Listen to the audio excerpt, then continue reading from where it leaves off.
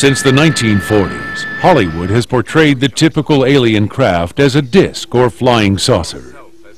But not all UFOs look like the classic disc-shaped craft or cylindrical probe. UFOs have been photographed in all shapes, sizes, and colors. However, a large majority of sightings fall into this last category. UFOs, as we can see, come in many different sizes and shapes. Obviously, the classic round saucer shape is the most known. But we also have what are called cigar-shaped ships. They seem to be long, cylindrical. This shot here is a cigar-shaped craft filmed in Germany, Hagen, Germany, I believe in 1983. This similar cigar-shaped UFO was also photographed in the skies over Hagen, Germany. The footage was taken in 1980. Even an airliner has had a close encounter with a cigar-shaped UFO. Retired airline pilot Guy Kirkwood describes what happened to the crew and passengers aboard Flight 182. A scheduled flight from Los Angeles to New Orleans, about 30 miles out of Albuquerque Center and 31,000 feet in a Boeing 720B. We had one right alongside of us for about 8 minutes. Members of the crew and even a number of passengers were able to take photographs of the object. It looks like a rifle barrel, and it was larger than the Boeing. A terrified stewardess asked Captain Kirkwood what to tell the passengers. He simply replied, "Tell them they're looking at the same thing we're looking at." We refer to these things as undesirable flying objects. They're not fun. There's no joy in it. And especially when you're responsible, in this case, for 176 lives. Cigar-shaped crafts were first sighted in Nuremberg, Germany in 1561. In 1990, crowds gathered in Krasnodar, Russia, to watch this cigar-shaped UFO as it hovered over the city for several hours. Another cigar-shaped UFO was filmed in Rhode Island in 1967. This shot, taken by George Adamski in 1952, clearly shows the larger ship with many smaller ships hovering about it. It's very unique to note the dark, shadowy effect of the larger ship and the very luminescent, bright color coming off the smaller ships. Recently released film clips from NASA have revealed very, very unusual objects that have been filmed and photographed over the years. NASA's official policy is that it is not engaged in any UFO research. But NASA's own footage vaults reveal that practically all of the early Gemini and Apollo missions encountered UFOs. In 1985, NASA released UFO footage taken by their astronauts in lunar and terrestrial orbit. This particular shot right here shows a small ball-like silver object racing above the surface of the moon, clearly seen through the window of the Apollo lunar command module. This film was taken by astronaut James McDivitt aboard Gemini 4. One day before the historical landing on the moon on July 20th, 1969, the Apollo 11 crew filmed this luminous disk flying around the lunar surface with great speed.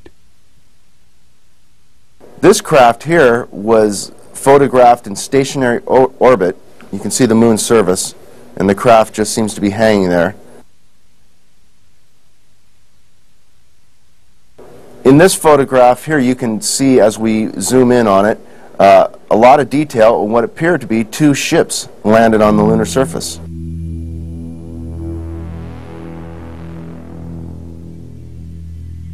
Despite NASA's official position, many astronauts have spoken privately about their close encounters.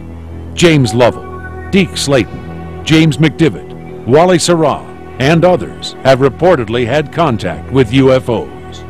Unfortunately, when you say astronauts have had contact, people think you're having it in space.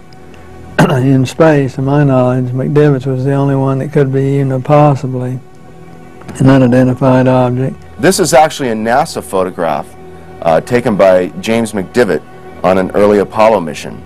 This is the surface of the moon, and they observed this unusual lighted object in the sky and snapped off a couple of shots.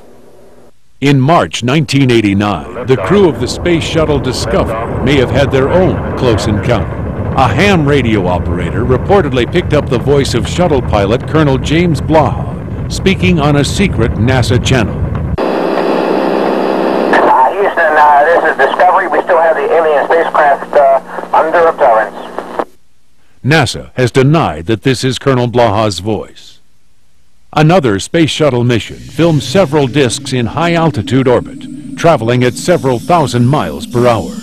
Shortly thereafter, NASA began scrambling all shuttle transmissions. In the mid-1970s, NASA launched the Viking probe. Its mission was to map the surface of Mars.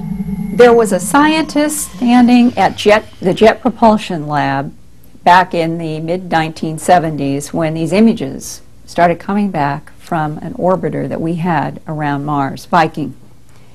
And he yelled out loud, "My God, what is that?" And here was this face, or what people perceived to be a face. Viking's camera sent back these pictures of what appears to be a face on the Martian surface. Photographic examination has revealed the face is over 1,500 feet tall and over a mile in length.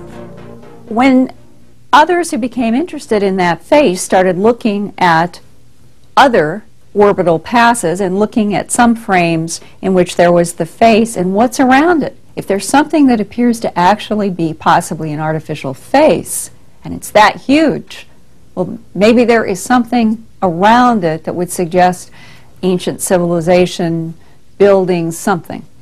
Well, when they started looking at these frames, they found a cluster of what does appear to be pyramids. Viking sent back these pictures of unexplainable structures from the Sidonian region of the planet. Viking photographed these structures in great detail.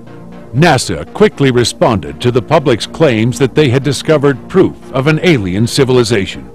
The official explanation for the structures was that the pictures contained missing data and Viking's cameras could not transmit the remaining information.